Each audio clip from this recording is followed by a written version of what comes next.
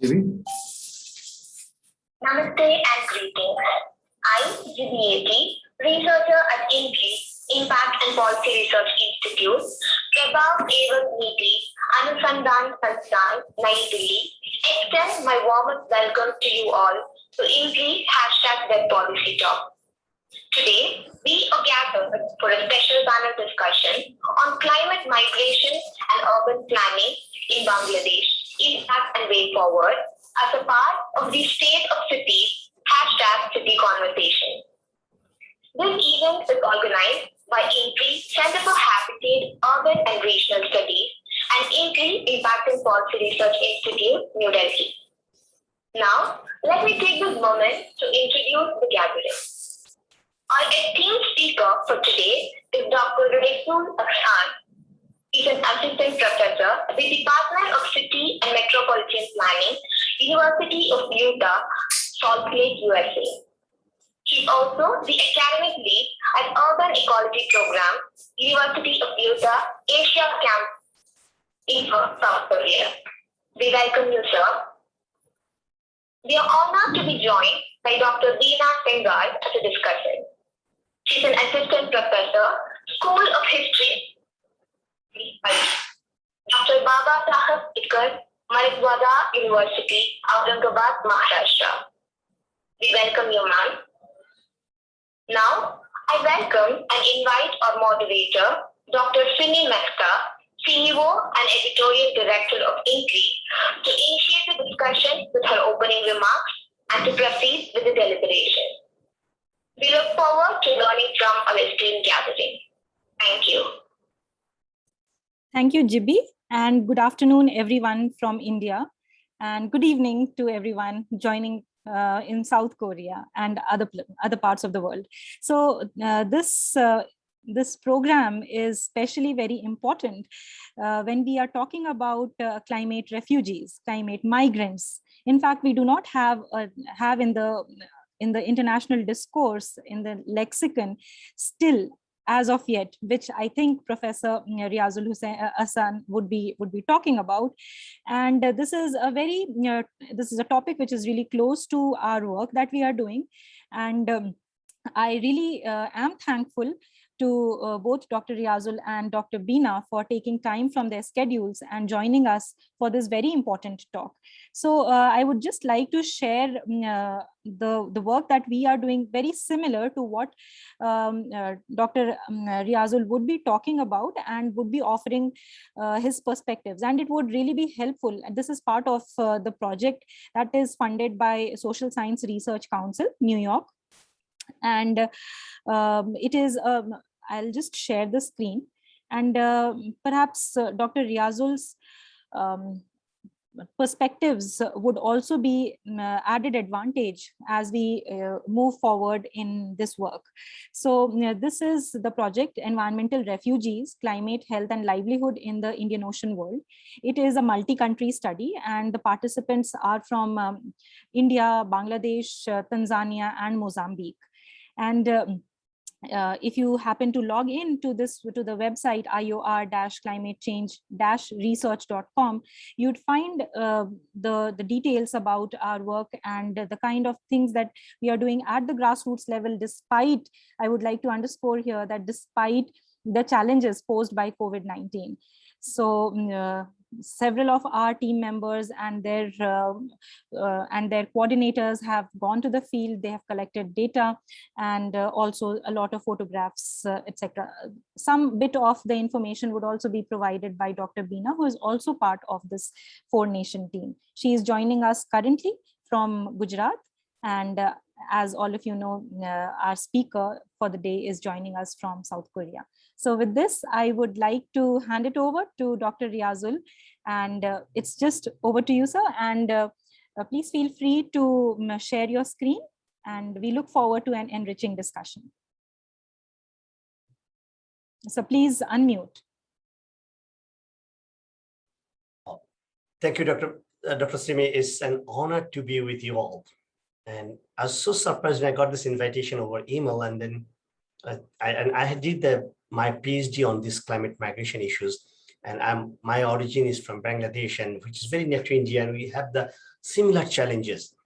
And then when I got this invitation, I found really I need to take part of this one. So let's share this one. And feel free to stop me at any point if you have any questions or concern. I'm more than happy to take as a discussion, because this is a challenge, not for me, but for my son, his son, and so do you all. So I'm talking a little about climate migration, urban planning in Bangladesh. So the first and foremost thing, and Dr. Simi, I'm so thankful that you mentioned this on the climate migration or climate refugee. Yeah, this is the biggest challenge, the definition. I can tell some funny things, because my name in Korea, they call me Dr. Ahsan. According to Bangladesh context, they call me Reazul. And I'm in Australia. Has a son name a little in the font called SM Reazul Ahsan. So they call me Sam. See, the same people are called by different name.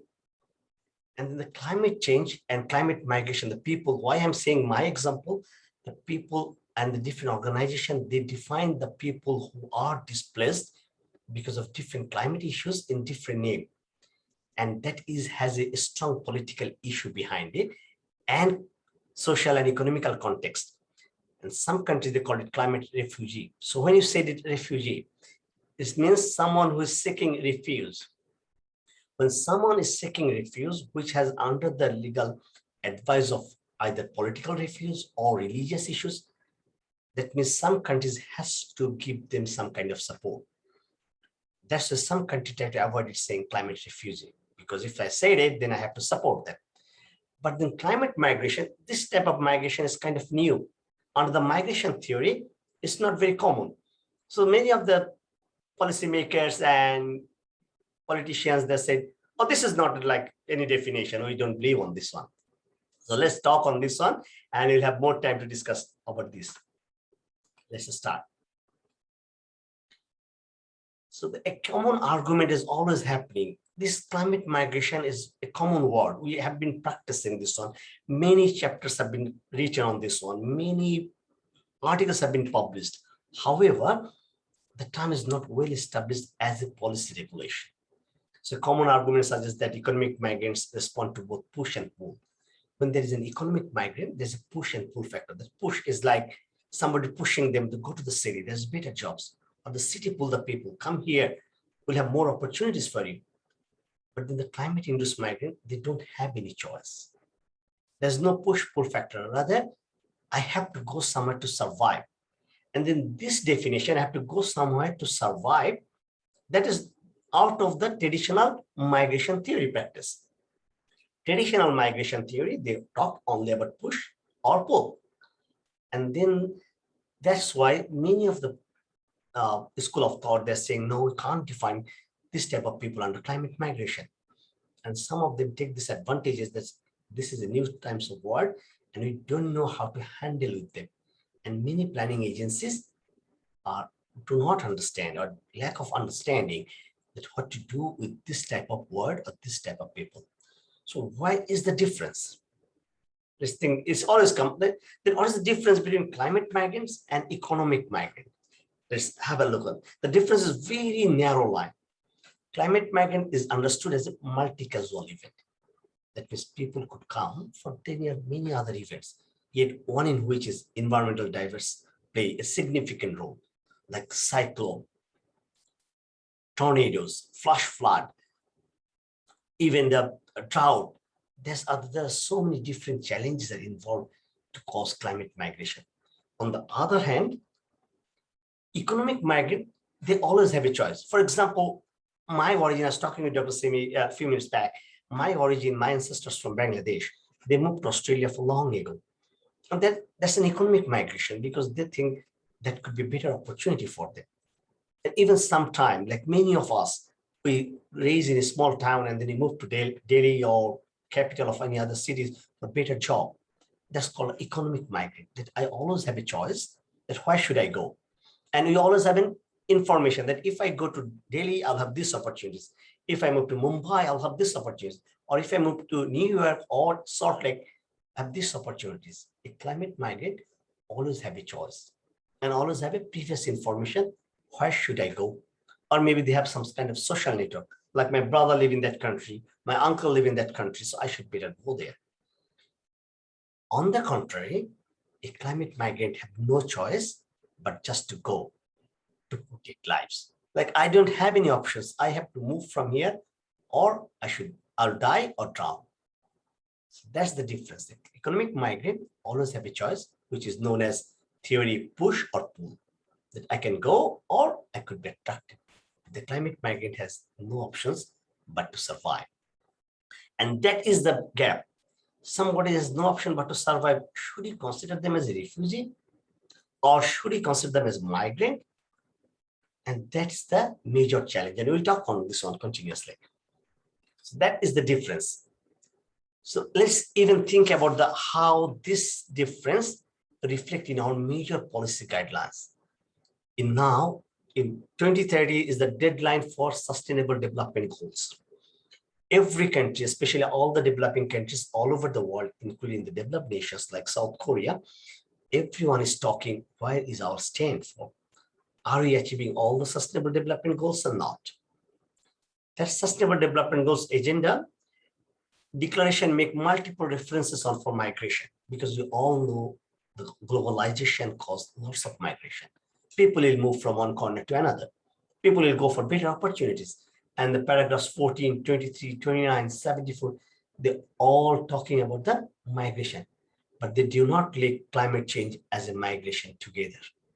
They said migration will happen. People will move from poor countries to the rich, rural to the urban areas, low economic zone to high economic zone. But then climate could be an impact for that one. Climate could push the people to move. Sustainable development goal, not link these two together. Even whole world now working on that. The biggest challenge has no declaration about this sector. Yes, it's not that like displacement and migration declaration says the adverse consequence of escalating global threats. They say a little bit that adverse consequences could escalate the global threat and people migrate. But what is that adverse consequence? Is this war, civil war, or climate change or something? They don't have a clear declaration on that. So there's a loophole. Any policymakers or politicians can take this as an opportunity to define it in a different angle. And look at this diagram. This is the UN diagram, how UN changed about urban planning and social consequences over the year for last 2 decades. For 2001, the first preparation of National Adaptation Strategy Plan. For the whole world, how the whole world will nationally take the adaptation program for climate change. And migration could be a part of adaptation. They didn't say this one. They said how we can adapt sea level rise, how we can high temperature or precipitation level changes. But under this one, migration could be an adaptation strategy. They don't define this one very clearly. If you look at this, all the red sector, this in 2015, one of the, now I'm not explaining so many, all of them, because I may not have enough time. So, and Dr. Arjun will stop me like, stop, you don't have enough time. So let's come up here. 2015 was the really game-changing year of UN or sustainable development. So in 2016 October, they've declined the new urban agenda, how the new urban design, urban planning system should work with the global challenges, how to achieve the sustainable development goal. March 2015, the Sendai framework declared in Japan about disaster preparedness. September 2015, 2030 agenda for sustainable development goal has been declared. But even the Sendai framework talk about the disaster adaptation, but they don't say that disaster would lead people to force migrate somewhere else. And what we'll do with them? They don't say anything. Rather, they say how can we prepare ourselves on site disaster preparedness. That means we don't need to move, but we'll be on the site. Even sustainable development goal, as I just have mentioned, like they have 3 different declaration in paragraph, but they just say migration could be an adverse impact, not climate change. So try to link this one. I'll come back right at the end of this slide again to connect all the knots together, and we'll start the discussion here. Now, you might have to think, okay, that is sustainable development issues. What about IPCC? Let's talk about this one. environmental and migration issues gained some attraction in 1985, and the title is Environmental Refugee. 1985, because many of the people from Scotland, they are moving to Australia and some other places because they don't have enough agriculture production because of drought. So they called it environmental refugees. So these people are seeking refuge. So Australian government adopt them, the Scottish population there. So they are seeking refuge. And so when you are seeking refuge in the countries like Australia, US, Germany, those are signing the humanitarian condition in the UN, they are obliged to take those people. But it's not that somebody is forced. They have no other choices, but they have to go right now. They are not at all obliged or at all promised to any of them what they will do with those people. So that was the environmental refugee by UNEP. And then the fourth IPCC report, which for the first time addressed migration due to climate change factors to two different challenges, drought and cyclone. Yes, we do agree.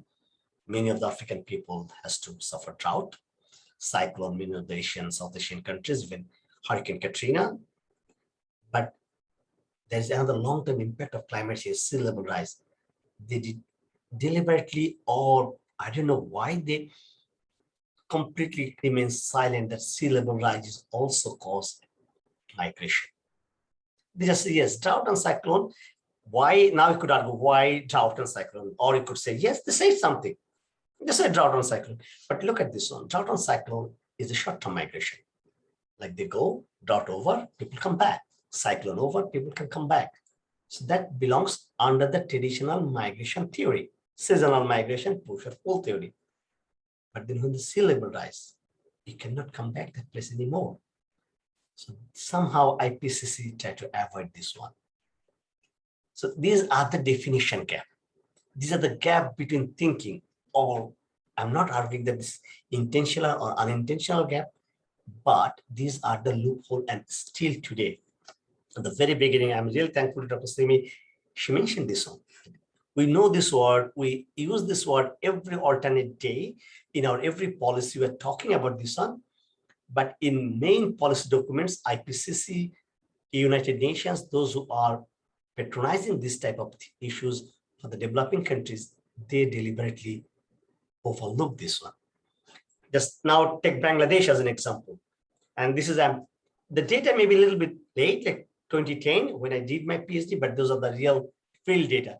That's why I'm using those data instead of borrowing someone else who published in journal, but I'm doing the first hand when I was there. I did by myself. So this is Bangladesh. Like take scenario A. There is no sea level rise. There is no sea level rise. Just, I hope if you're lucky enough like that day. This is the coastal area of Bangladesh, and this is West Bengal. And these are the Sundarbans, like we shared together. And this coastal area is the home for 35 million people. How many? 35 million. Total population of Australia, where I'm from, is 23 million. This coastal area is population of, so if there is no climate change, still this is the area for 35 million. And then scenario, consider it scenario B. If there's 1 meter, just predict, if there's 1 meter sea level rise, 15 million people get affected. I'm not calculating the number from West Bengal, only the Bangladesh side. There are more people up here. So only the West Bengal and only the Bangladesh side, 15 million people go underwater. And 17,000 square kilometers of land go submerged. Why are you going to take this 15 million people? Because they cannot come back. They're already under the water. And in scenario C, if 1.5 meter, because the sea level is rising so quick, the Arctic glacier are melting more than we predict. If there's 1.8 meter, 18 million people got affected and 22,000 square meters of land were submerged. I'm still not considering the West Bengal population, only Bangladesh. Why do you accept this 18 million people? Where they will go? Either they'll cross the border, or they'll move to the city, or somewhere. So that 18 million people, This is just an assumption for only one country if you think about the whole world. And those huge number of people are just literally not defined who are they. And this is just a common scenario. We all know about now this one, the sea level rise, this estimated value now. Like in 2030, there'll be 14 centimeters, 2050, 32, and 2100, it will be 88 centimeters. This is just a normal prediction, but now this result has changed because Arctic glacier is melting super fast. We are hoping by 2030, it would be more than 50 centimeters, more than 15 centimeters by 2050, it would be more than 50 centimeters, and it could be 1 meter or more. So it's no more prediction now. It's going to be reality that 18 million people has a high chance to relocate, and they are not known by any name. And since for Bangladesh case, till 2010, I've been looking at how many people are migrating. I did a field research on Bangladesh capital in Dhaka, the people who are migrating, and did the survey on the slum areas and try to find the people who are migrate to the city for what are the different reasons. And I found like drought, the total percentage, I did the survey on altogether 400 people. And then 30% of the total population are migrated due to the storm surge that come in the land and the water doesn't move away. The water is stuck there and it's a seawater, it's a saline land. So they can't produce anymore. So they have no other options but to migrate. And flood, 19% people in flood and 7% are extreme surge. But the highest number of people come because of frequent storm. And frequent storm is a direct impact of climate change. When the precipitation level change, and the sea level or top sea level precipitation level change, it often happens the storm surge. And that's become very frequent. And you all know this, and for last 5 or 10 years, the West Bengal and Bangladesh coast are suffering cyclones and storms one after another. Until 2010, the 30% of the total 400 people are migrated just because of the storm surge. And this is just a graph. From 1970 to 2010, the migration has happened from different natural disaster required, and 70%, like highest number of people migrate mostly in 2000 and 2010. If you can recall 2000 to 2010, 2007, 9, 8, Cyclone Cedar, Cyclone Isla. Can anybody recall? That was one after another. And those are scale 5 level cyclone. And those scale 5 level cyclone that force the people that there is no more place for me in my origin to stay, rather migrate. And these are the like highest number of people migrate during that time, and it's still continuing process. But Cyclone Isla and Cedar has the highest level of impact. And I already said this one, so I can avoid this diagram. So migration in urban areas is double within the decade, 1980 to 1990. And from 1990 to 2010, it's become more. So since 1970, the people start migrating, but they still try to go back to their origin and stay. But during 1980s to 1990, the frequent cyclones, frequent storm surge led the people to migrate, and people are keep on migrating one by one. And so that's the now look from here. Look at this face. Can you see this face, guys? She's 70 years old lady. Can you say like she's either any kind of impact by the push of pull factor, like, yeah, I should go to the city because city is exciting. I move, there are discourse there are fun, more jobs. Does she care for this one? Does she care for the city attraction? Is there any push factor involved here or any pull factor? So this is the one. This climate migration doesn't care about the age, sex, income, or nothing. The only important is survive. So she has to migrate because she has to survive. Otherwise, she has to die. There's two options. You move your land to survive, or let it be here to die. So when she moved to the city, she has no name. I mean, she has a name, but no name. Who is she? Either she's migrating as a worker, or for education or for better life or something. Nothing, but she comes moved to the city just for saving her life. So that is the big difference. Economic migrant always have a choice, always have a push or pull. On the contrary, climate migration is only involved how to save our life. But it's not that the people get a cyclone or a storm surge or flood and then immediately they move. The reality is not like that. People doesn't want to migrate from their origin. Migration is a big challenge. It's not like moving one city to another. It's like permanent migration is kind of move your whole emotion. The land you born, the land you raised, the land your dad born, your family belongs.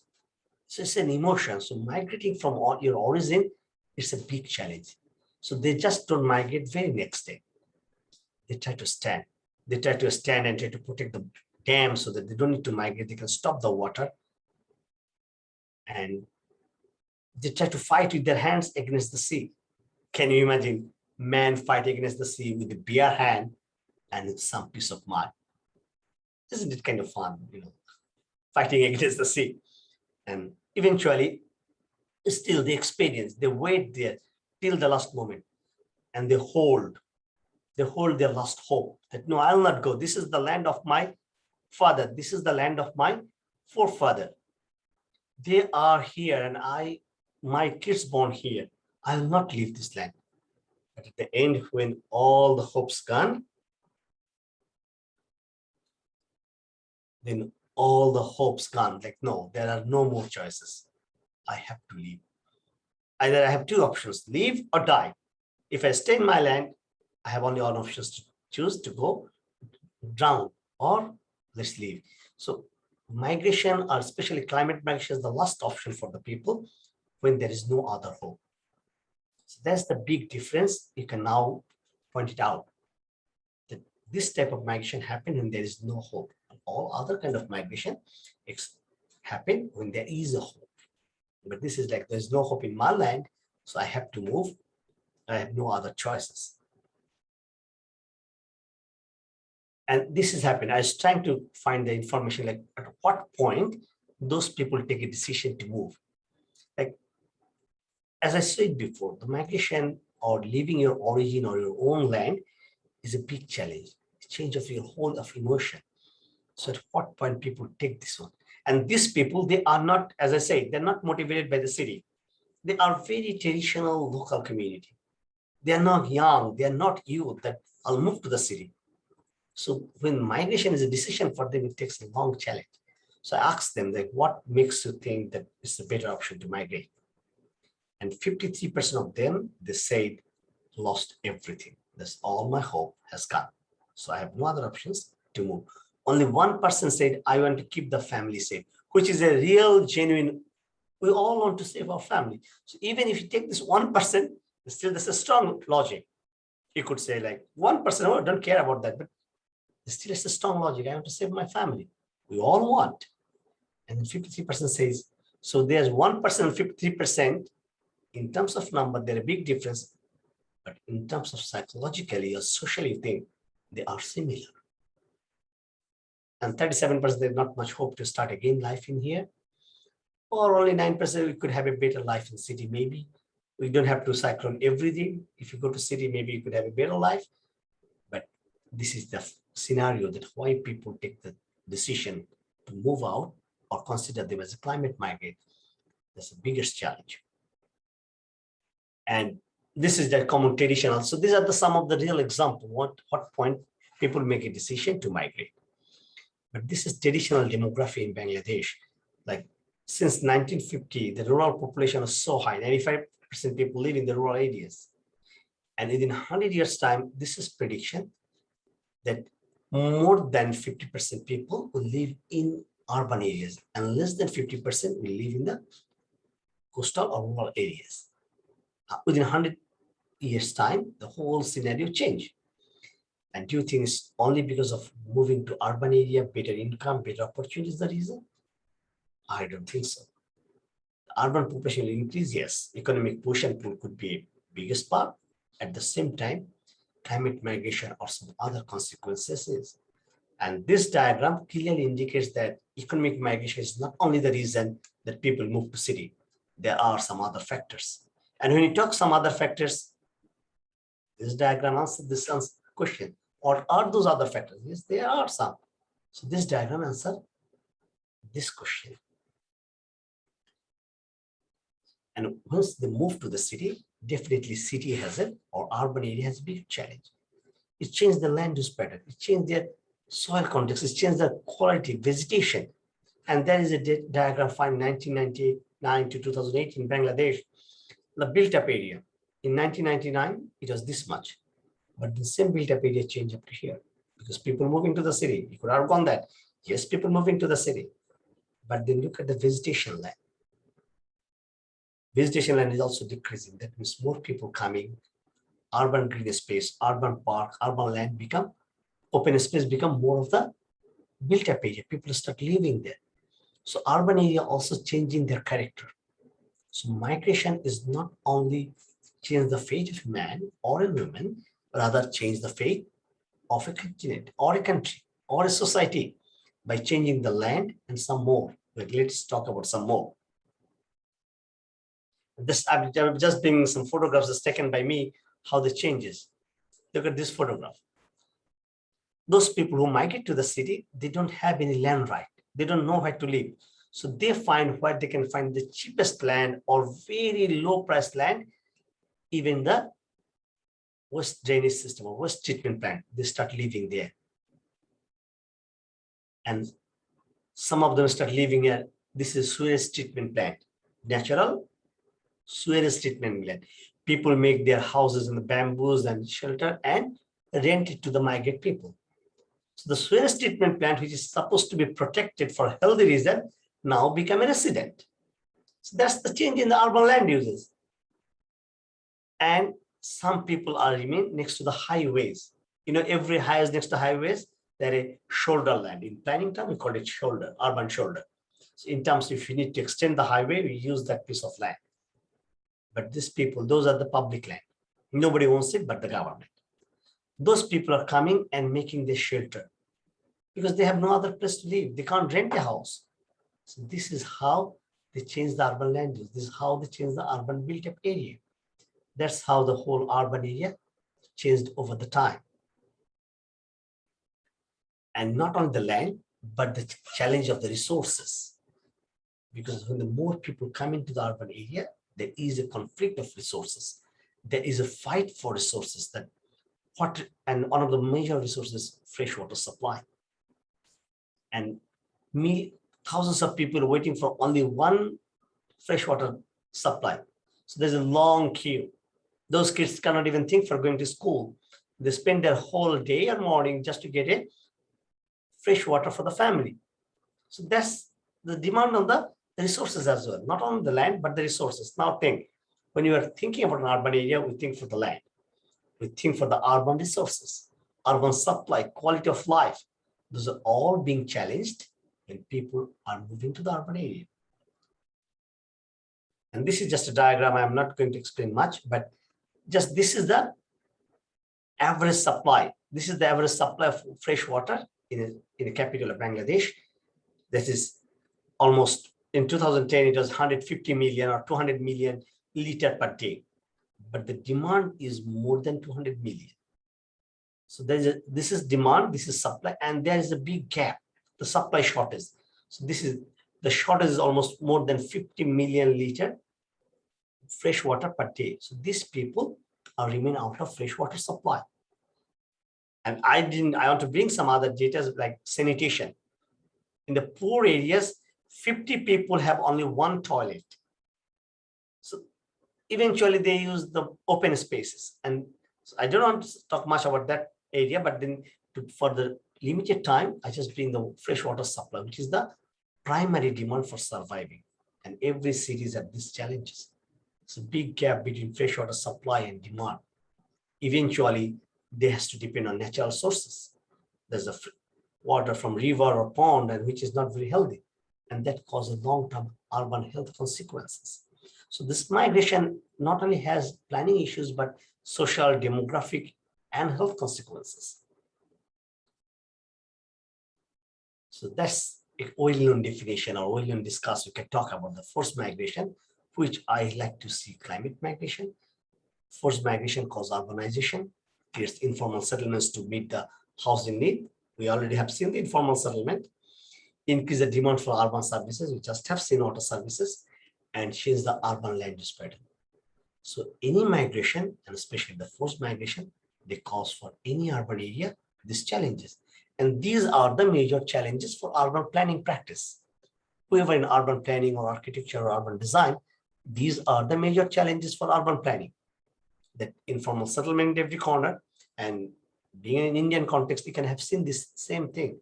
And not in Indian context, it's everywhere. You go to New York and go to Sydney, we also have informal settlement, because then the more and more people coming, and we also have shortage of resources. So this is a common urban challenges, and it's led by migration. And when the forced migration is accelerated by some environmental consequences like climate change, this situation will accelerate a lot. There are some Q&A. Dr. Simi, can I take it now? I think we can do it after your presentation and after Dr. Bina has also spoken. Okay. So that would be in tandem with the rest of the presentation. Okay. Okay, Jamina Khan, I'll take your question later. Will that make you happy? Sir, they are in the attendees, so they would not be able to. All yes. right, okay, let's go this one.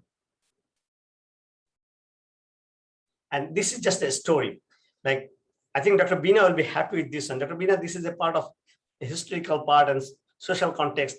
So this is not only the urban service, but this type of migration even goes up to the humanitarian level, social level. I met a lady, her name was Mariam. Mariam was 32 years old. She's divorced now, and she works in the city as a domestic helper. And she moved with her husband. I'm not going to read this one. She moved with her husband with 2 kids to the city. Mariam is come from a very remote coastal area. She never seen a bus, and she never been to the city. However, due to the frequent cyclone Ayla and Cedar, with her 2 kids, one is 8 years old and is 4 years old, and her husband, they moved to the city. And eventually they can't rent a place. So they live next to the road, make a house like this. And even for this, the Mussulmans or the local political leaders come and ask for the hafta. You know, like, if you live here, you have to give us money. So Mariam's husband pushed Mariam, go and get some job, go and get some money, because my earning is not enough. Back in the village, her money was enough, or his money was enough, because it's just a farmer and they don't have to pay rent, they don't have to pay the electricity bill, they don't have to pay. It's all enough. But now in the city, her husband pushing her, and Mariam is saying that I never been to the city. I even don't know how to cross the road when the bus are coming. I'm so scared. How could I find a job and how could I earn money? And then Mariam's husband said, if you can't earn money, then you don't have to live with us. Get out from my family. They got divorced. Mariam went out with a 4 years old kid. So it has also social impact. Even the family level, we always overcome these long-term views. See, the migration is not only the resources, not in the urban planning, but even the social level impact. And I'm not going to discuss much about this because this is not my topic or my area of expertise. I don't know much of the social area, but this is the reality. That's why I just bring the story to see how far the migration could go. And now let's talk about the climate migration and the planning, how Bangladesh is doing the planning issues, how Bangladesh is handling this one. Bangladesh, I really say that Bangladesh is doing great. Bangladesh has lots of planning policy on these climate change issues. They are really doing great. I'm really appreciating Bangladesh. Even in 1992, before the climate adaptation plan in 2001, before the National Adaptation Program induced by the United Nations, Bangladesh has environmental policy. In 1992, they are saying how we can protect our environment. In 2005, Bangladesh introduced the National Adaptation Program, this echo of the National Adaptation Program by United Nations. They produced after 2000, within 5 years time, Bangladesh designed their own National Adaptation Program. And then year 2009, Bangladesh Climate Change Strategy and Action Plan. Bangladesh focused especially on climate change action plan. What consequences climate change can bring to us and what should we do? And 2010 to 2015, the National Plan for Disaster Management, not only the climate change, but the cyclone, flood, how we could handle on those ones. And 2013, Bangladesh is one of the leading countries in the world. They said Bangladesh climate change and gender action plan. Bangladesh addressed the issues that women are highly vulnerable to climate change. I just told you the story of Mariam. See, the women are highly vulnerable to action of climate change. So Bangladesh is 2013, they have this action plan. And now Bangladesh has the 2021 perspective plan that how we can incorporate climate change in our development process. So Bangladesh has really do some policy actions and plan actions. Yes, of course, you could argue me or ask me what happened. If Bangladesh has this plan, what is the success stories or some other stories can I mention? So try to look at this one. These are the major two plan, adaptation plan program in 2005 and 2009 Bangladesh climate change strategy and action plan. These are the two major plans Bangladesh working on climate change. So, and under this plan, all these 5 plans, they're talking about, however, the NAPA National Adaptation Program 2005 treated migration as an undesirable outcome of climate change. The same thing happened. Recall the back, United Nations, IPCC, they didn't address climate change and migration together. Same here, Bangladesh, saying National Adaptation Program, but they say, yeah, migration is an undesirable. It's not a common, it just happened. Undesirable, I don't want it. So when I don't want a problem, why should I think more about this problem? Same at Bangladesh climate change action strategy for action plan, describe the acknowledgement that, yeah, people are moving, there's migration, but they don't put a clear policy how this migration should be controlled. National Planning for Disaster Management, they talk more about how to protect the coastal areas, not to protect the people who are evacuating the land. Climate Change Gender Action Plan, the plan gives significant importance to gender and climate change issues in 2013. A complementary national action plan for gender and climate was prepared, like how to protect the women. But then when women are migrating or at what stage they are migrating, what are the social consequences? That's not much clear there either. And then Bangladesh made the perspective plan for 2021, that is this year, how to be more vocal in climate change, like minimizing the carbon emission, minimizing the transport planning, or other issues. But this big social population, remember I said at the very beginning, 18 million people will relocate due to sea level rise. What about these 18 million people? How to accommodate them in the mainstream? What should we call them? None of this plan has any clear guideline for that. The NAPA and National Adaptation Planning Program and Bangladesh Climate Change Strategy for Action Plan, they all revised in 2009 again. NAPA produced in 2005, revised after 4 years. And BCCA SAP was prepared in 2008, revised in 2009.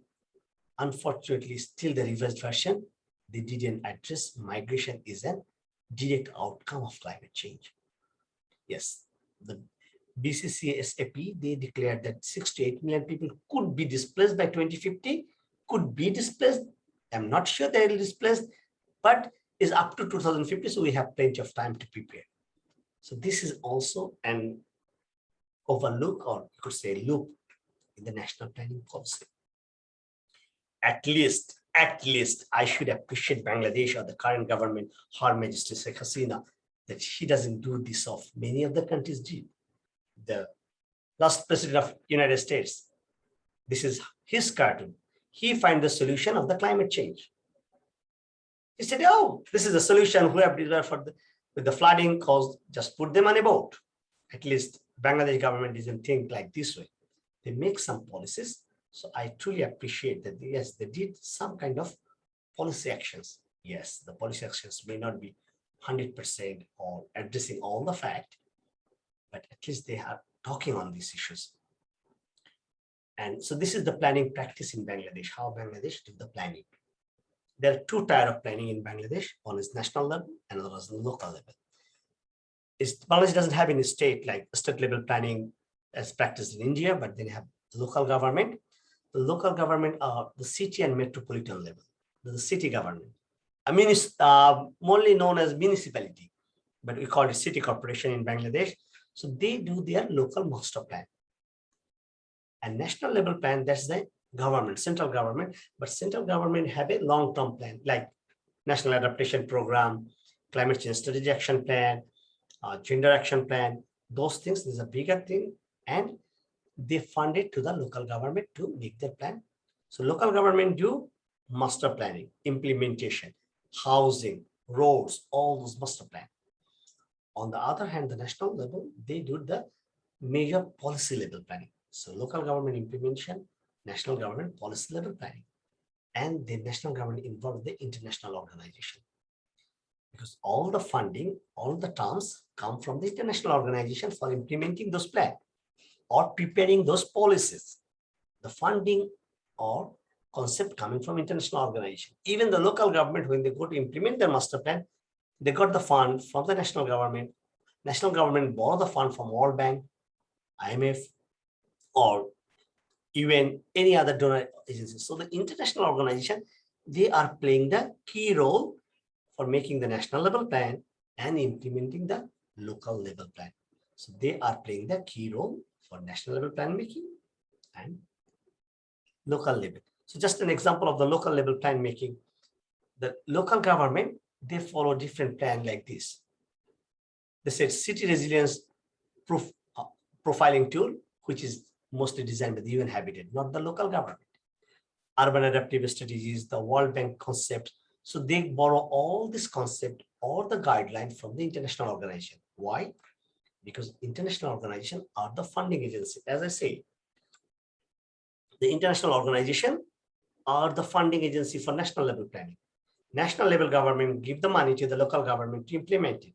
So eventually they are all motivated by the international organization. And that's why whatever plan or the big word they're using for local level adaptation or implementation, they just nothing but to echo international organization. Now back to our main or the prime slide. If you go to our prime slide, right? What is our prime slide? No, let's go back to our prime slide. I'm almost at the end part. No, oh, come on.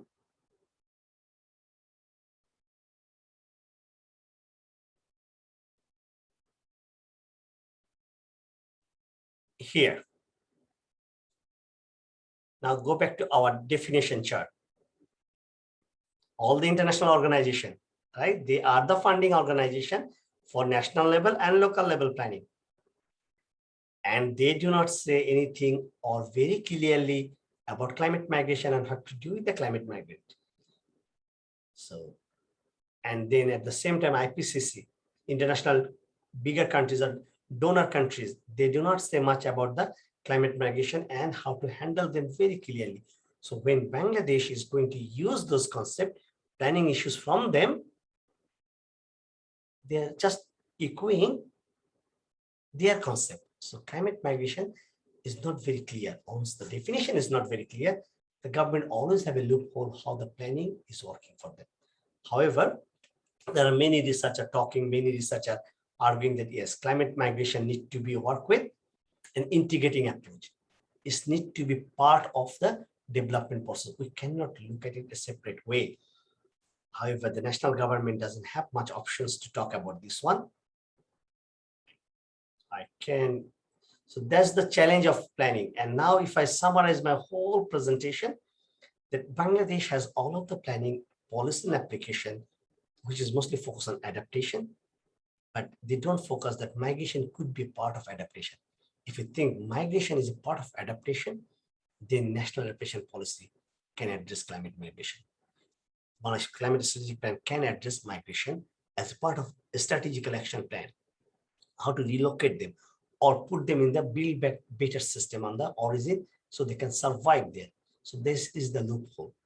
So overall conclusion, if you ask me to mark, the policy or definition loophole cannot define climate migration very well, and that doesn't incorporated in the planning practice. That is the challenge we are suffering, and that is the place we, the researcher, have more to do and more to highlight that these are the loopholes where we have much to contribute for our society, for our next generation. And thank you so very much for listening to me, and I'm all yours. Ask me whatever I can help. Great. Thank you so much. Very, very interesting presentation, and also the way you have prepared your slides. Wonderful. Thank you so much. So I would now invite Dr. Bina Sengar to share her views on your work and the presentation that you have just made for us. And also, if Dr. Bina, if you could also pose questions or the gaps that you see, or any comments that you have that could add to the literature and also to the analysis, that would be really welcome. So, Dr. Bina, over to you. Thank you.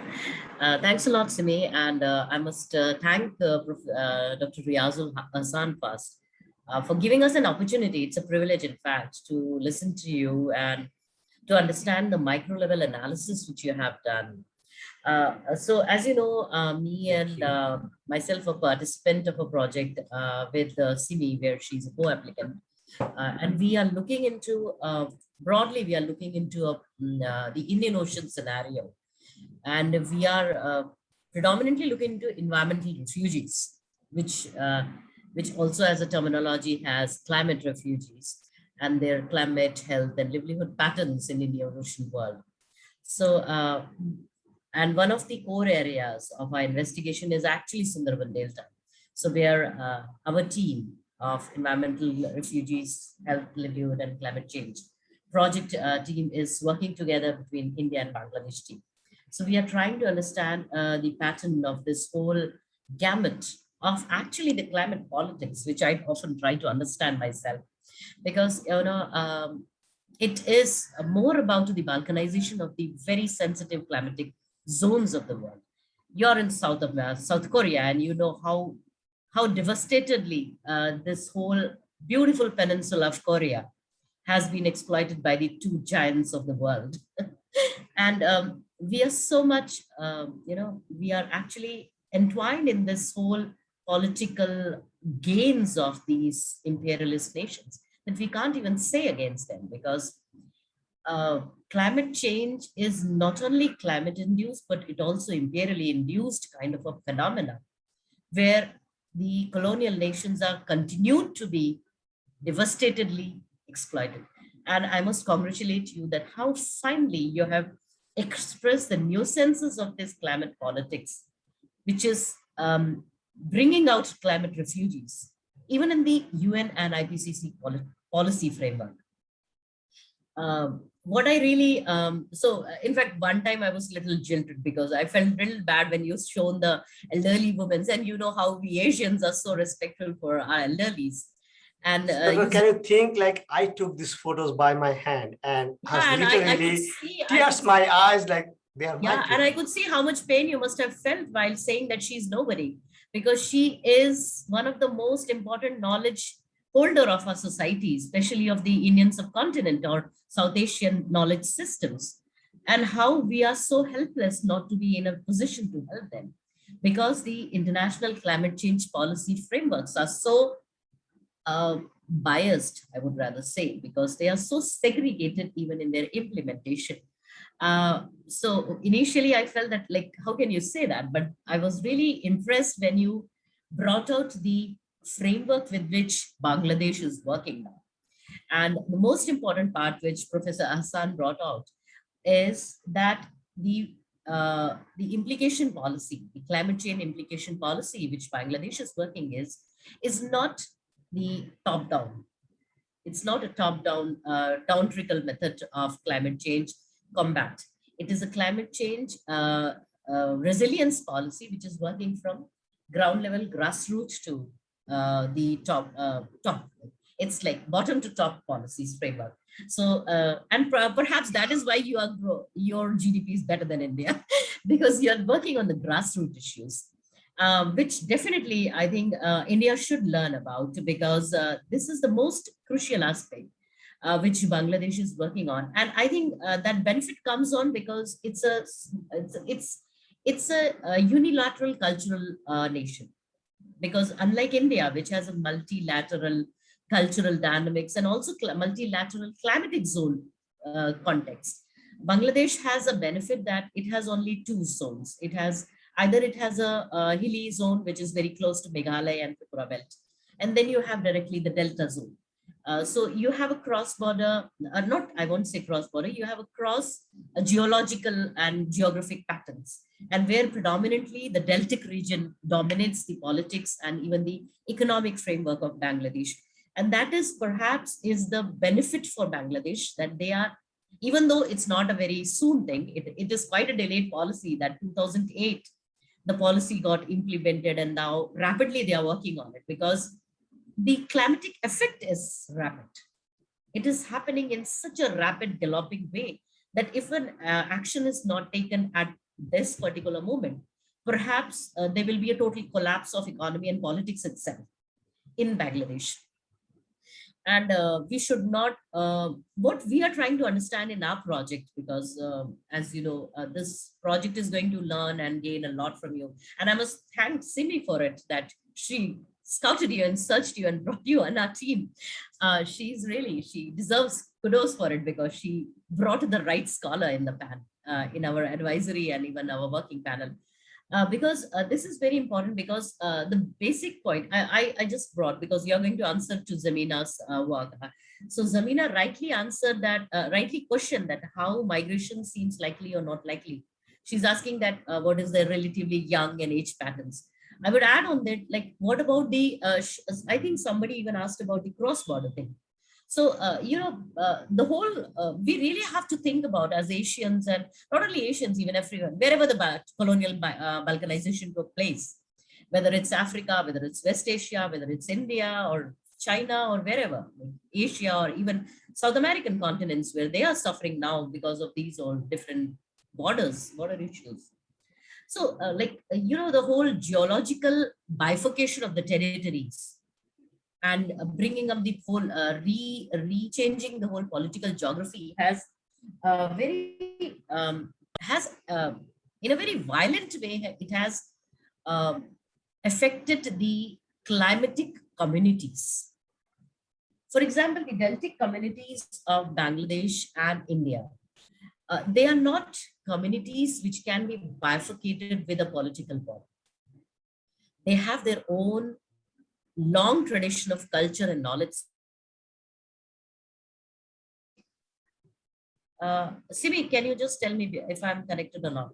Yes. We just lost you because, for 2 I'm seconds, but you're here. Because I'm traveling, so I'm working on my I'm working on my hotspot. What I really like, what I really would appreciate work, and also if we can.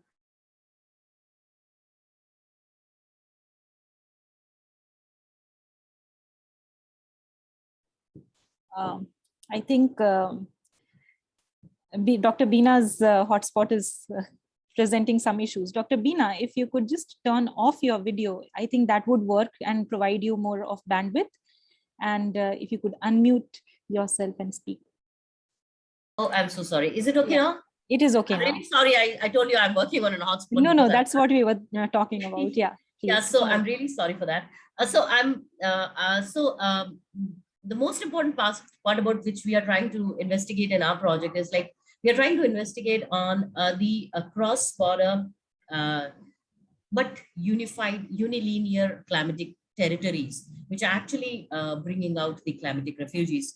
So this is something which we can look into, and I would appreciate if you can highlight on this in your Q&A session, that how Bangladesh is trying to look into the cross-border, because we know that this whole cross-border politics is already affecting the Rohingyas and also the Chakmas in Tripura belt. And also we have the very strong resilience and resistance against the cross-border relationships in Meghalaya area. So how we can mitigate that? Because these are the conflict-ridden things, but they are more imperial politics, which are the the very dreadful impact of the colonial politics, which is affecting the natural geography, the actual physical geography of the territory, whether it's Northeast India or whether it's Bay of Bengal region. So how as the social scientist, we can work on the Asian context or South Asian context on our own? And are you looking into those aspects as well? Because as I was just trying to observe on one of your slides where you were citing on the 1.5 meter drowning position, and by 2100, like if my figures may be wrong because I couldn't recall them so well, but as you know, so almost like 30 million people is not a small amount. It's like the whole population of some of the very large prosperous nations, more like, than the whole population of Australia. exactly. So and you know, this is the major reason. And I was like, other day I was talking to my sister, I said, like, perhaps nations like us are being deprived because they need cheap labor for their continuing outgrowing out of the proportion prosperity.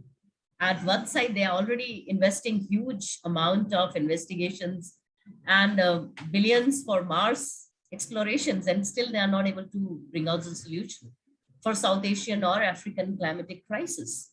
So where exactly is it actually rightfully done, or is it or maybe climatic refugees is deliberately not kept into the agenda in priority because they are needed?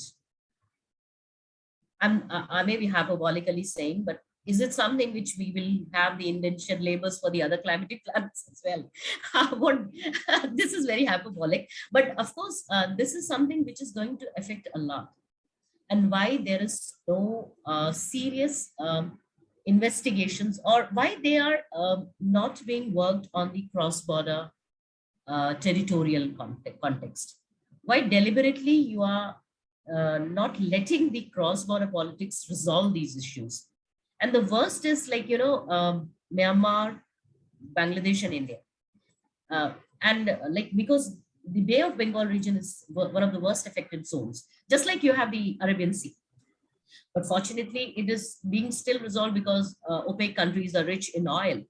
But imagine when the oil will go down, which is very much in the agenda of the imperial politics, because they want, in name of because of the climate change, they're working on the electronics and all those methods, and adversely, which will affect the mining industries in Africa.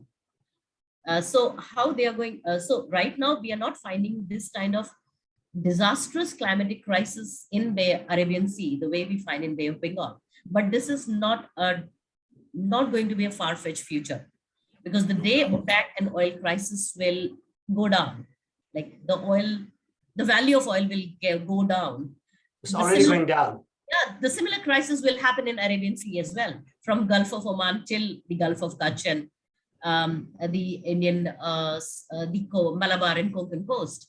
So how we are going to resolve these issues, and do we really work on them, or are we really prepared for, and how we are going to combat it, how the cross-regional politics will work for it. And because I'm from a history background, you know, so for me, you know, because right now it may be climate change, but in the past it was the brutal warfare and the colonial balkanization, which was equally brutal. We know what partition did to our continent, our subcontinent. And so how you look into these cross-border analysis and climate change concepts. So these are few questions which I try to tell about. I'll try. Because I'm not going to ask any more questions, because I really want to give it to the audience and the attendees. So once again, I thank you for your presentation. It was really enlightening, and I thoroughly learned a lot from it. Thank you. Thank you so very much. I'm really pleased and thankful that you like our presentation, and then you allow me to present in front of your audience. And yes, a few things, I may not have like much of the Arabian Gulf or those part of the area, but then yes, cross-border issues is a big challenge for Bay of Bengal and that area. Because one reason, I'll come slowly why I didn't address much of the political challenges. The one thing is, in West Bengal and Bangladesh people, we have very much similar face. We have same language, we have same culture, we have same even religion, same food habit, you name it. Almost everything is same. But then this 18 million people, when they are migrated? Yes, they do cross the border. Yes, they do cross the border. However, in my research, I deliberately don't discuss much on this one because that was political issues, and then the Bangladesh government and the Ministry of Environment, they literally says that we don't agree this one, so you are not allowed to discuss on that. So that like research ethics. But yes, the politics, there is no doubt we can't close our eyes on these issues. 18 million people can't come into the middle of the Bangladesh and they can live there. So somehow they will cross the border. Even a 1% of 18 million, if they cross the border, that's a big amount of people.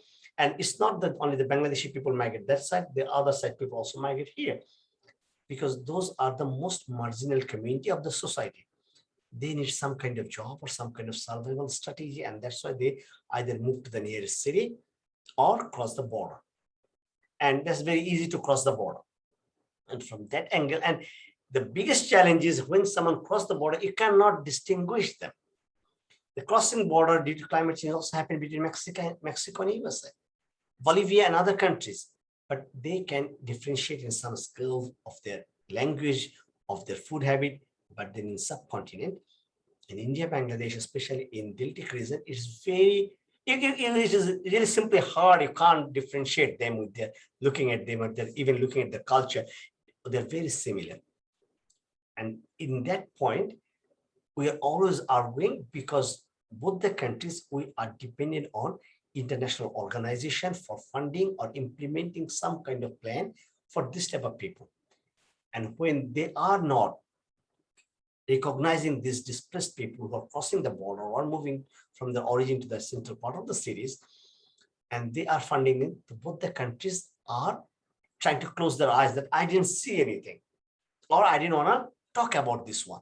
But these things happen, and we need to raise our voice. Like, if these cross-border issues we allow them, then we have to work together how to relocate them on their origin. Or if you want to try to completely forget about them, then get ready for a future big blast. So, in my perspective, when I was talking about this one in the cross-border issues, the human rights issues need to be the first priority. Like whoever crossing the border thing, they should have some kind of human rights, some kind of survival rights, and that need to be bilateral agreement. Both the countries need to support each other. In this scope, we cannot think we are separate. We cannot think that by geographically, Bangladesh is Bangladesh problem, climate change is India's part of climate change, India's problem. No, it's not. Bangladesh climate change problem is India's problem too. India's climate change problem is Bangladesh problem too. In that point, our policy needs to be at one common point. And the biggest challenge, each country, even India has their own national adaptation plan, Bangladesh has national adaptation plan, and they don't find a common point. And those migrated people, they don't care about these policies. They just need to care about them. So that was the big gap hole. And as a researcher, as you guys are working on it, this is need to be focused one. That in this national adaptation plan, especially for this bigger chunk of people movement, two governments need to work together. Their national adaptation policy at one point need to be common. And that either could be relocate those people where their origin by doing a build back better, like creating alternative life standard, alternative livelihood pattern, or if we are to cross them, allow them to cross the border, we have to control in a controlled manner. And if we don't think like this is not our problem, this is Bangladesh problem, and we blame to Bangladesh, and Bangladesh think, no, this is Indian problem, we blame to India, then the pain will come to all of us. As it's coming, US is suffering for this one.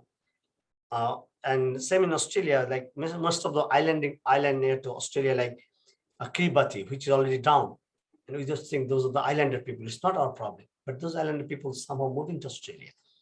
So you have to think that these are our neighbor, and our adaptation program should consider our surroundings. So that's the another gap.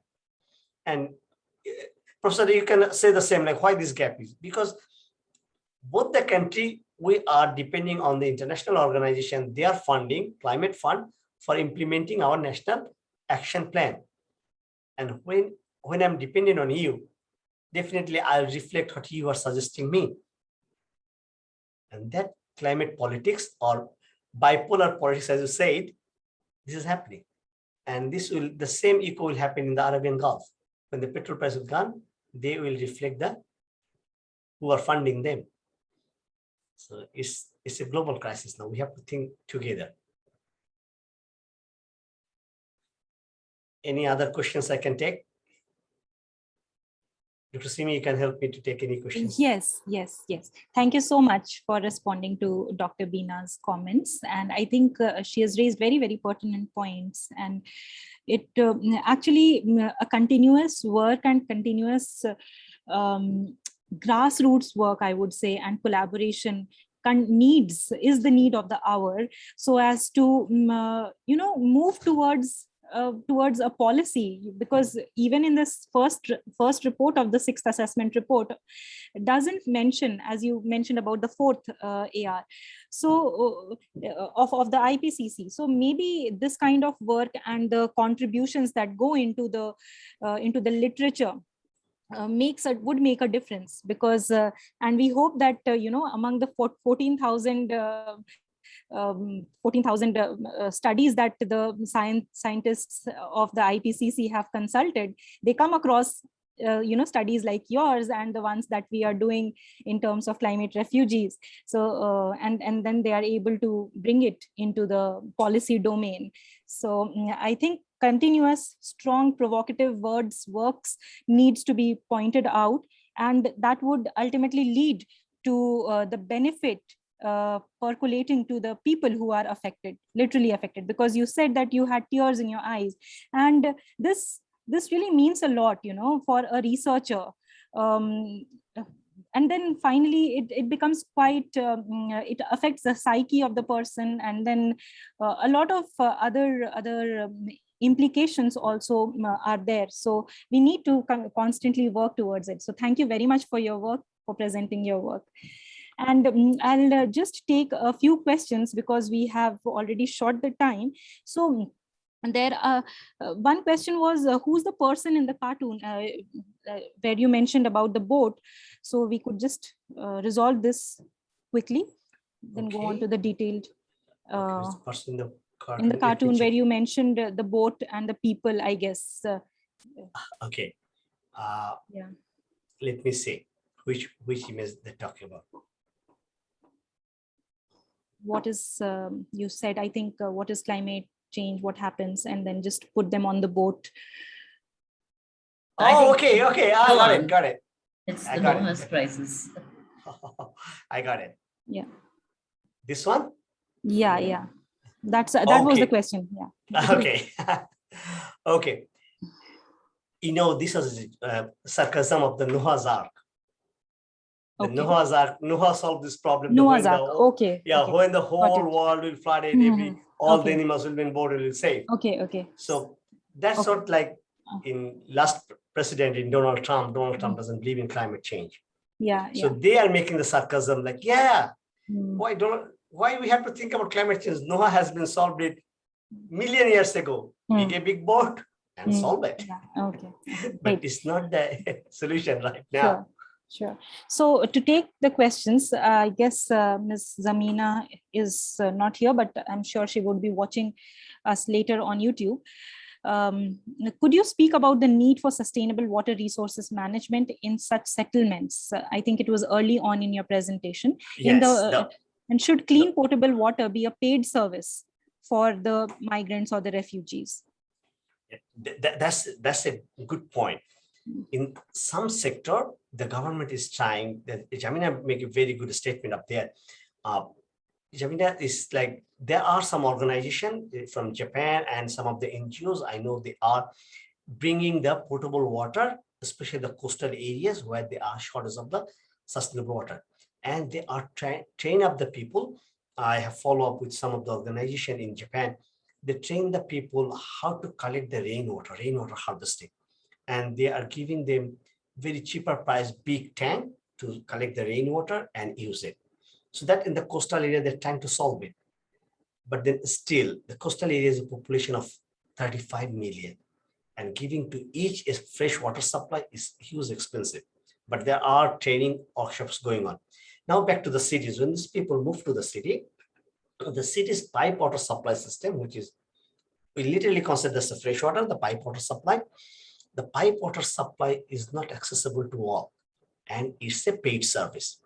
So now many of the part, they dig that, I don't know what it's called in, this is called deep tube well in English. I don't know what it's called in India or Bangladesh. Deep tube well, hand pump. So the hand pump, hand pump, the borewells. Bore wells, perfect. The bore wells, the hand pump goes around 70 feet to 80 feet underground and get the fresh water. And then if you put, that was one of the solution, but if you put more and more bore wells, that contaminate the groundwater table. So the government are trying to collect the water, purify them, and sell it in the minimum cheaper price. However, a city of for Dhaka city, which is now 16 million population, and added another 4 to 5 million, 20 to 25 million people, and only 2%, that is 20,000 has pipe water supply, and 98%. So that's a big challenge. And to overcome this challenge, the people are using the local nearest pond water or the river water. The local NGOs are trying to solve this one by treating this water, minimizing the health impact, but still the outcome is not very remarkable. There are different sustainable water management system, recycling system, but as a developing country, they don't adopt much. So that's a big gap. And Dr. Simi, I just want to add one thing that you said, that this type of our research book that you are doing, I am doing, we the researcher also, I don't know how you'll take it, we are also selfish. Like, I have seen this one, that you and me never work together. Like, this is a common problem. I'm not saying you and me, but globally, we researcher always solve one part of the problem and for one particular perspective. But climate change and this social migrant issues is not only one Bangladeshi perspective or Pakistani or Indian. It's a global. And we don't want to do it together and then put both the government. Maybe one reason is we don't have access to the policymakers to push them, or the policymakers don't like us to think together. Why you are thinking together? Why you are not separate? And Dr. Bina, I find this one in I see it in my own eyes. Like when I do the climate migration, then the ministry of the other, they're saying, oh, you live in foreign and just come that, oh, you're somebody, Jesus, come to Bangladesh and solve the problem. I said, no, I'm not that. And that's why they don't want to participate. And here we have something to do together and strongly. And as you say, the IPCC even sometimes they avoid the root level research. I don't know why. IPCC, they choose their expert by their own network and who can echo their voice. Yeah, fully agree. I mean, that is I have a chance to work with them, and I say, thank you so very much. I'll go back to my university. I'm happy with my students. Yeah, I mean, yes, there has to be an incentive to work, at least a psychological incentive that, yes, your work is being recognized.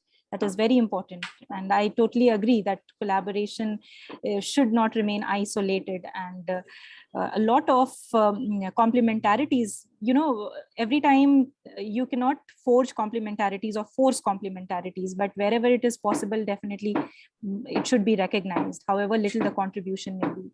Yeah. So there is another question. What about somebody in the working age and relatively young who has lost her or his family? Migration seems likely or not? So I think this was part of the earlier research that you were presenting, that that person would not like to migrate, and that person says that I've lost my family. So I think it's coming from there.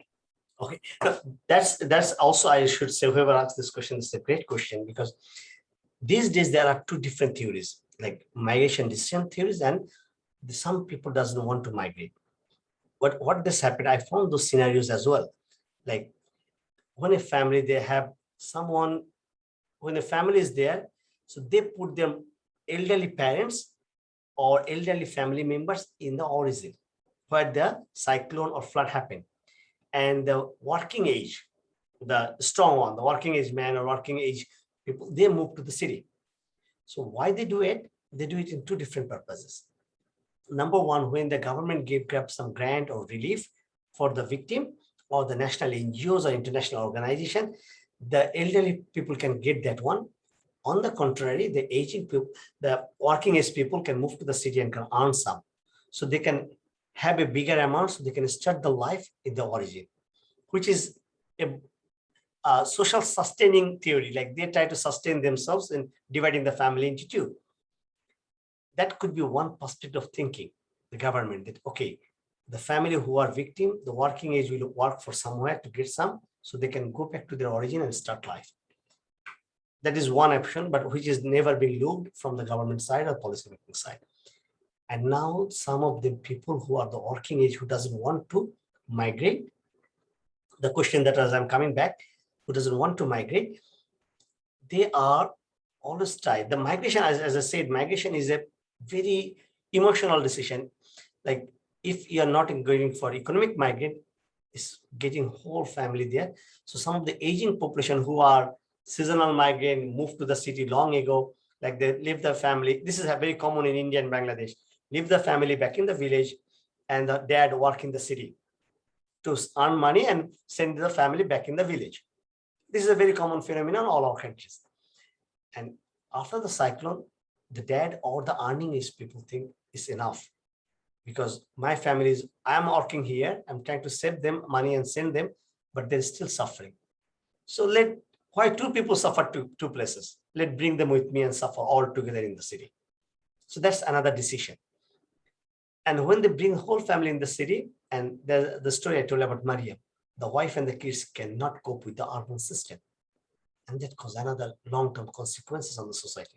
Or even they cope with the urban system, the whole family, when they migrate to the city, before the one person need water, one person need housing, now the whole family need water and housing in the city. And the city planning system is not ready to welcome this migrant, because their resources is not enough, so they are not welcoming. So they put them or push them to go away from the city side and live somewhere in the urban periphery where there is no services at all. Absolutely. And closely connected with this is another question about the cross-border implications. Because the border is so porous, India doesn't seem to be very happy with refugees, especially in its northeast. What should the Hasina government do? I mean, I think this would be more suitable for the policy recommendations. So anyways, I was thinking of taking it towards the end, but if you could provide your perspectives on this. I may not be the right person to answer this one. This is very much beyond my area of interest. Yes, because the major challenge of us, as I said before, we have exactly the same culture, same language, same food habit. You cannot differentiate it. And definitely, I do appreciate the Indian government. There are already too much people there. Why should the Indian government take more? I don't say that Indian government, if they protest that, no, I am not going to take any more people from you, which is right, because I am already overburdened. Why you push me more? On the contrary, the Bangladesh government is saying the same. I'm also overburdened. And top of that, the Rohingyas issues. Why should I take more?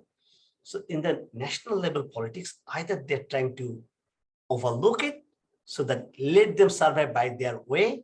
Because if I jump in, if the government jump in there, then it should be a refugee. That is, somebody is seeking refuge. And when I'm seeking refuge to you, you have to support me. Both the India and Bangladesh government are the signatory country of the UNHCR. So if somebody seeks refuge to Indian government, the government has to give them refuge, either shelter, housing, political shelter, anything, same. And that's why both the government doesn't want to say environmental refugee. They don't want to say this word. Because once you say it, then they have to accommodate them. Either border from this side, they come to here, or this side, they goes there. And that policy level, and that's what I'm saying, that now both the country, when we have the same territory, sharing the common border, the national adaptation plan need to be together, not a separate adaptation plan. Bangladeshi adaptation plan, no, because we are adopting the same people. So, and that's why the ministry level need to work together. And I do believe, and I still know that both the current government has very good relation. Both this current government in Bangladesh and India, they have very good relation. And if they think from that perspective, it could be a solution. Yeah, I fully agree. And especially for neighboring countries, even if it is Bangladesh, India, or any other neighboring countries facing this kind of a challenge, I think a bilateral mechanism needs to be set up in place, and it should look at things very objectively, that this is the problem and this should be the solution, give with all the ground level research that is there. I think that should provide a better understanding. And then here one should also release our the shackles of being nationalistic or even country specific, that and then find a common solution, because ultimately it is the humanity that is the sufferers. Yeah, right. So thank you very much, Dr. Reazul. And I think there is a question for Dr. Bina. I'm not sure whether this is in the context of this, whether I can just read it out for you if that is okay. Disagree with the use of the term imperial and colonial. This repudiates the struggles of post-colonial countries, and to talk about India or even Bangladesh, they could all be termed as above. In their own zone of might and comfort, they're all colonial. If the US and China and all middle powers progress, it is other countries like India who bandwagon on them depending upon their convenience. I don't know whether it is context based or whether it was just you were making some it's points. A young scholars yeah, it's a young scholars repercussion. It's all right. Actually, it's all that's what we were discussing actually when we were discussing also, and Professor Ahsan has done very nicely. He explained about it's also the research ethics and the limitations of being researcher, like when you know the facts but you cannot help in the policy frameworks. So I think now Zamina is not there, but we would be happy to discuss it on long-term basis. Sure, it's an ongoing struggle, and we all absolutely. Know when Harry Magdoff, people from Eric Hobsbawm and Harry Magdoff has said from their own nation. I appreciate Jamina, because I don't know who is Jamina, but my feelings, Jamina is very much a young researcher. When you're a young researcher, you try to handle all the problems. Why this one? Why that one? And I can feel that enthusiasm on her. Why sustainable water is not a solution? Why this one? When there's a solution, why don't we are doing it? But then you realize we are actually part of the problems. We are part. Yes, Jamina, that's the point. We are part of the and then we realize that how helpless we are, because we are part of the problem of a chain reaction which happens in the global politics. But least we can do is we can just put the things the way they are. Yeah. And that so I'll just take a moment and request Anshula, if you could bring Dr. Vidyanath Jha into the panelist, and he could ask the question directly to him, directly to Dr. Reazul. Dr. Vidyanath Jha, we are bringing you into the panelists, so you can ask your question directly. And also about the balkanization of Africa, of Asia. These are casual use of the terms and unnecessarily dragging other concepts here. So I think the response is the same, would be the same, Dr. Bina. Yeah, okay. Were you, okay. So I think Dr. Vidyanath Jha, if you could click on yes, or if you could just type in your question quickly, we could have your comment, because we are facing some problem into bringing you into the panelist. If you could do that.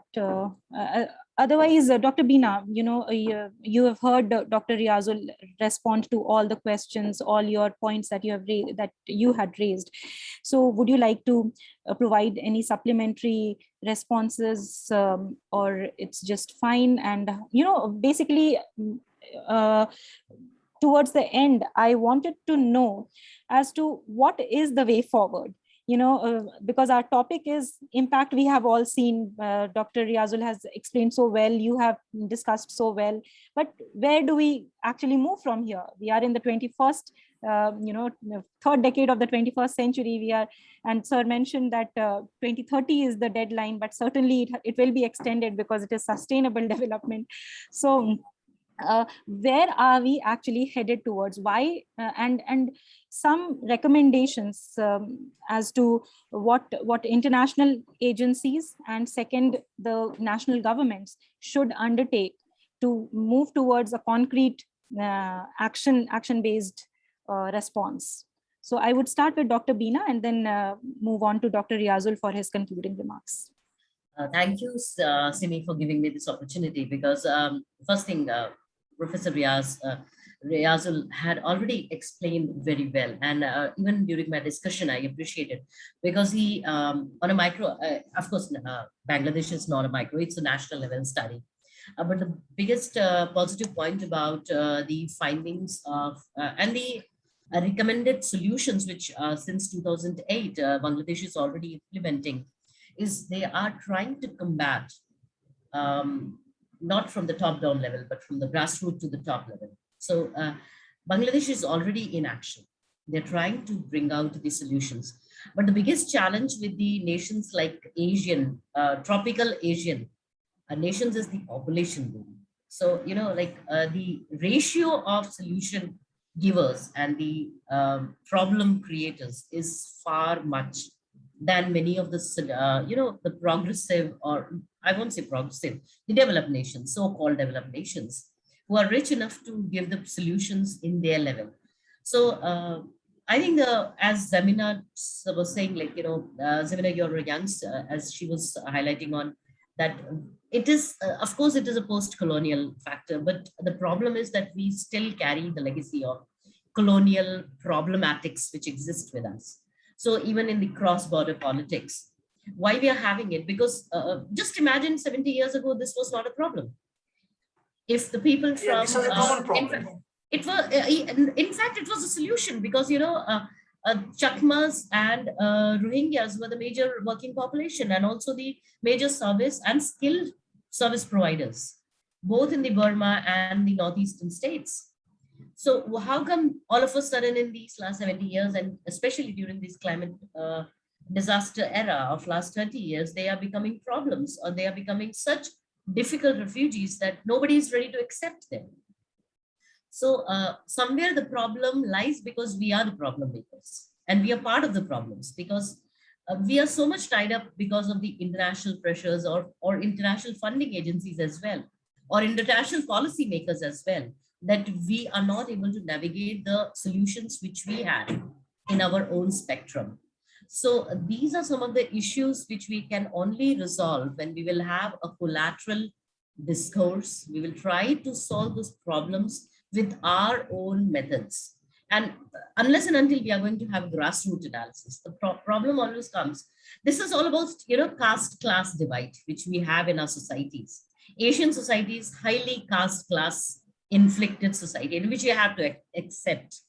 If we are not going to resolve the issues from caste class perspective, we will never be able to resolve them, because the kind of class which we are creating now is not the actual kind of class which we had traditionally in our society, or which is not a conventional pattern of society. So tell me, who are the biggest beneficiaries of the migrants from the Sundarban or the Bangladesh Delta region? It is the high class societies of Kolkata or Dhaka. I remember one of my friends, she had 5-7 different servants in her house in Kolkata, and they were getting 20 rupees meager per month, which is a sham. And this was not long ago. This was 2014. Why this is happening? Because you are the beneficiaries of the people who are getting exploited because of the climatic crisis, and you are also the beneficiaries of the international funding agencies. Dr. Bina, I just want to add here. You make definitely. I think I better stop here because you're going to give me the solution. No, the one that you said, I'm just saying that who are the beneficiaries? You know, those climate migrants, when they come to the city, the local muscle man and the political leaders of the local area, they said, you can stay in this land. This is a public land, government land. But they said, you can live here and just give me some money. And during the election, you give me vote. I will protect you. So this is, that's the vote politics, you know, this is the democratic voting politics which they are doing it. The same they don't let the government Bharati, you know? Yeah, they don't let the government to do anything for them. True. They keep them there. I've seen this one. So Yeah, we are the beneficiaries. We create problem. We enjoy the problem. Yeah. We get the benefit problem, and then we argue that we have to solve it. But I So totally. we are not, so somewhere the solution, somewhere, fortunately, Bangladesh is giving us a solution, because when they are putting up the grassroots thing, of course, they are not able to resolve the problem 100%, but at least they have taken a step towards it by its resolving. I think the very famous banking person, the cooperative bank, I'm forgetting his name. Yeah, Grameen Bank. That's a shame on me that I'm forgetting his name. Grameen Yeah. Bank. Yeah, so when he brought the idea of Grameen Bank, which actually even was tried by Mahatma Gandhi and J.C. Kumarappa a long time ago in 1920s, when they started the Gram Swaraj movement, it was actually a grassroots initiative, which Grameen Bank later brought really in action, and they could successfully resolve so many issues. Because this is what the problem of our nations is. We are not rich nations. We have to accept it. And we are not also less populated like them. We have to accept that as well. But we are part of the problem. That's what we can say, at least. So I think this is what I have to say. And I really thank Dr. Ahsan for bringing out such lucid conversation possible, because, he didn't brought any of those, those conflicting dominant ideological perspectives. It was really, it was a joy discussing the problems of us for which we are Thank you so much. Yeah, that's the real picture of what we are. And now from Bangladeshi perspective, I think, as I totally agree with Dr. Bina, like the solution is in our hand. But then if you look from three different perspectives, like number one, the major limitation of us, I'm like saying the major limitation of us, the country is so big. I mean, the population is so big. That's a bigger challenge. And then there is a big difference between the rich and the poor. So, and even the government economical condition is that it says that even they want something, they cannot solve it. So the problem raised in Bangladesh, as I'm thinking, the Bangladesh start thinking from the very rural area, they address the who are migrating, why they're migrating, but to accommodate them somewhere, they has to depend, Bangladesh has to depend on the international finance. And when the finance come, yes, I don't say that Bangladesh climate fund is not coming. There's a huge amount of climate fund came Bangladesh every year. And this fund is not appropriately used. Those fund is used by different ways. I mean, in a corrupted ways. The beneficiaries get very little amount. And even they have, the government has a policy like build back better, like bring them back to their origin with alternative livelihood. Who was a fisherman now can be a floating farmer. Who was a farmer before can be a fisherman or some other income sources. And that needs to be bilateral way. So there are the problem that I found from my knowledge, that there are, as you said, that we have to accept that we are overpopulated. We have to accept that we are poor. But then we also have to accept that this problem is a common problem. We can't think it separately. We have to do it together. And when the global assistance was seeking it from the others that we have a problem, then solve the problem with our way, with somebody's assistance, not solve the problem with their way. Like there's the English proverb that you don't know how the shoes fit for me as long as you don't wear it. A shoemaker doesn't know how I feel that shoe because I am the one who wear it. So that United Nations, IPCC, they are the shoemaker. And they don't know how I can, and when they give the solution, they give the solution from the shoemaker perspective. But who we are, the Indian, Bangladesh, who are wearing the shoes, who are suffering this problem, we don't have solved this one. And top of there's this high-class people in between who are so-called, Jamina saying the middleman, who just enjoy the benefit of this migrant people or these poor issues. So, and I don't think that we cannot really accommodate those people. Yes, Bangladesh is a small and so much population, but still many part of the country is not at all populated. There's most of the places that people can be accommodated and find an alternative livelihood pattern. We can think on this one. Same for India. There are places where you can accommodate those people with an alternative livelihood. But when government is thinking some other musclemen or political leaders or some policy issues, using them for their own interest. So we have to break the cycle. And since 1970 or our human history or subcontinental history, we are always talking, we have to break the cycle. Yeah, and in like before 1947, Bhagat Singh said the same thing, break the cycle, make it for everybody. Khudiram said the same thing, break the cycle, make it for everybody.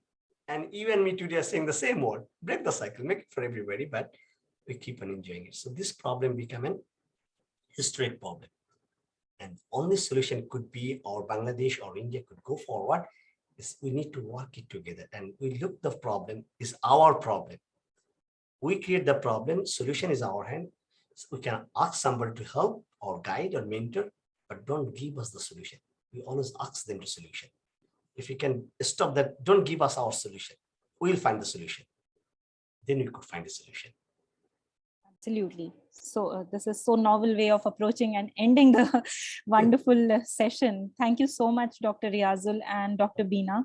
It was wonderful listening, learning from you, and it really enriched our own understanding of the problem. You know, it just gives more and more deeper insights into the challenges that we are facing. And also, you know, as you mentioned, Bhagat Singh and others, you know, this can be a revolution, and this should be a revolution in bringing this to the notice. Revolution. Absolutely.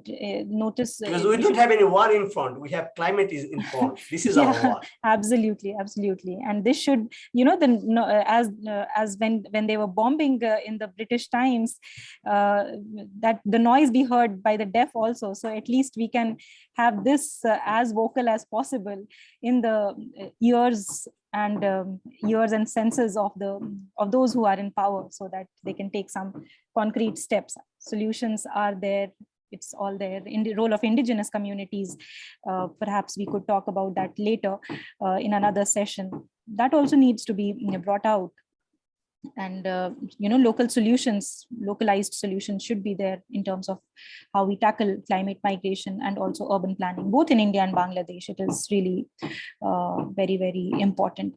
So thank you so much. And I would now like to propose the formal vote of thanks on behalf of the IMPRI Center for Habitat, Urban and Regional Studies.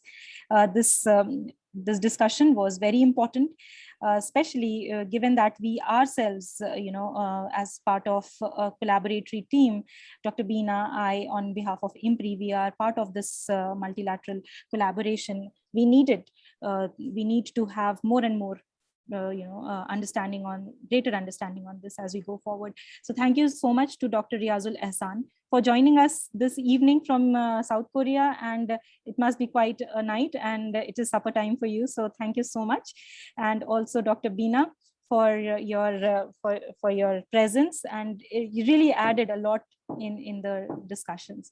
I'm sure all of you had a great time interacting and discussing.